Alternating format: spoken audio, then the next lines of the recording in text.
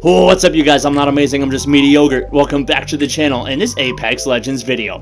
And by the time this video releases, we will have just 12 hours until Season 7 of Apex Legends is available for download, bringing with it the new Trident vehicle, the new Legend of Horizon, and the new map of Olympus, and a whole lot more once you take a peek under the hood. And we're here today to talk about some of the less obvious changes that are coming with Season 7 of Apex.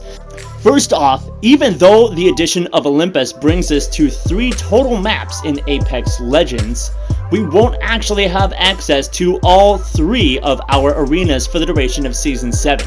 In fact, the arena of Kings Canyon will be, quote, vaulted for the duration of Season 7, and we won't be able to play it until at least Season 8, potentially even longer than that. With that said, I have no doubt we're going to see some really awesome changes to both Olympus and Kings Canyon in the form of town takeovers, because we haven't seen one of those since Season 5, the last one being Crypto's map room appearing during the Lost Treasures event. And there was no town takeover in Season 6, despite the aftermarket collection event offering the chance to do so. So hopefully we'll see some awesome changes either to Olympus or to World's Edge sometime during Season 7. Next up, we have a pretty huge overhaul to the Battle Pass system in terms of how you level up through that Battle Pass during the season. Previously, our list of daily and weekly challenges would either give us a full Battle Pass level upon completion or some experience points that would add up to a Battle Pass level. Now that's all been streamlined into a star system, where we still have some Battle Pass challenges that will give us an entire level, but others that will give us between 1 to 5 stars depending on that difficulty of the challenge, with 10 stars adding up to an entire Battle Pass level. So it's going to be much easier to tell how much work you're actually going to have to do to get the next level of your Battle Pass. In addition to that, we can now keep better track of those challenges with a set of weekly challenges displaying in the main menu, as well as access to some of our top weekly challenges by pulling up the map during the middle of a game, so you know which guns you might want to be going for during that match. There's been a small change to the replicators introduced in Season 6 with the removal of any weapons from that crafting pool and replacing them with shield batteries. Previously, there was no way to actually craft shields, only medkits from those stations, and so now it's going to be nice to be able to get both heals and shields from the replicator, as well as attachments that will be hidden inside the replicator, and so that you'll still have to go to that replicator on certain days to get certain attachments, like that purple light magazine, or maybe the all-new quick draw attachment, which applies to the RE45 and the Wingman. If you haven't heard about the new hop-up coming with Season 7, it increases the aim down sight speed, weapon swap speed, and hipfire accuracy of those 2 pistols, making them extremely powerful sidearms.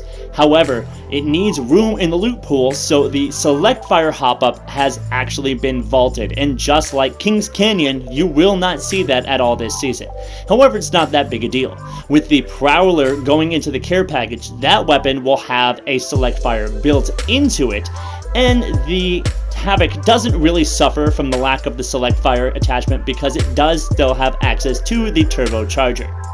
This next change is absolutely massive, and I'm kind of surprised more creators aren't blowing this up. It really is a huge shift in the meta of Apex Legends. We have a massive reduction to the amount of damage that the ring does from Ring 2 to Ring 7. Ring 1 does the same at 2% per tick, but Ring 2 now has been reduced from 5% to 3%, which means that you will now be able to get up and pop off a syringe without getting knocked down in the second ring, which was previously an impossibility. The only ring you could get knocked down in, revived, and still have enough time to get off any kind of heals was Ring 1, and now you can do it in Ring 2. Ring 3 has been changed from 10% to 5%, Ring 4 from 20 to 10, Ring 5 from 20 to 10, and Ring 6 and 7 from 25 to 15. So much less damage from the ring. And this has the potential to create some extremely intense late game scenarios where we have the very last circle closing and lots of teams fighting inside that final ring, because you can go more than just the 4 ticks previously. You can stand in there for just a few more seconds than before, and so it's about to get real crazy late game in Season 7. With that, we also have a change to the Evo armor. All of the damage requirements for Evo armor have been increased, particularly to go from purple to red Evo armor to get that extra 25 bonus health. It's been dramatically increased on that one. Level 0 to level 1 is now 100 damage instead of 50. Level 1 to 2 is now 150 instead of 125. Level 2 to 3 is 300 from 250, and now to get from 3 to 4, you actually have to do 750 damage instead of the previous 500. So the intent here is to make it so you're seeing a lot less players with red shields at the end of the game. It's something that you're only going to see those really high skilled players have, or maybe just 1 or 2 of them instead of every single team has red Evo shields or golds at the end of the match. With all that said, I couldn't be more excited about Season 7 of Apex Legends. It's shaping up to be the best season ever, and Yogurt is going to be right here to cover it for you every step of the way. So consider clicking that subscription button and hitting the notification bell if you want to stay up to date on Apex. And if you're already one of my subscribers and want to know how to help support the channel just a little bit more, then consider clicking the join button you now see at the bottom of all my videos. It works just like a Twitch subscription, where you can help support your favorite content creators in exchange for a few dollars a month and get some awesome perks to show off while you're at it.